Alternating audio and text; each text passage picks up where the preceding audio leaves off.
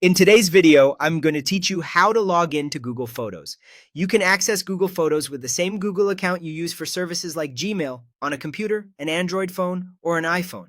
I'll start on a computer so you can see exactly what to expect, and then I'll cover how to switch accounts if you need to use more than one. On your computer, open your preferred web browser. Go to the Google Photos login page. When the page loads, click Go to Google Photos. If you're not already signed into your Google account in that browser, you'll be prompted to do so before you can view your library.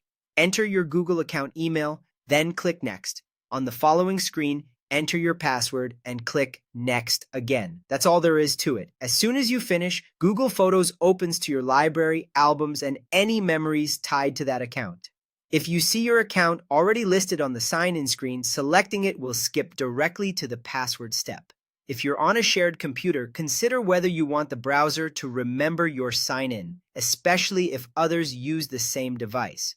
If you already use Gmail or another Google service in the same browser, there's a good chance you won't need to type anything at all. When you click Go to Google Photos, it may recognize your existing session and take you straight into your photos. You can confirm you're signed in by checking the top right corner for your profile picture or initial. If the library opens without any prompts, that means you're already signed in and ready to go. Now, if you need to use another Google account, maybe a personal one and a work one, Google Photos makes that easy, especially on mobile. On your phone, open Google Photos and tap your profile picture in the top right corner. Tap. Add another account, then sign in with the other Google account by entering the email and password when prompted. Google Photos supports multiple Google accounts on one device, so once you add the second account, both accounts are available within the app whenever you need them.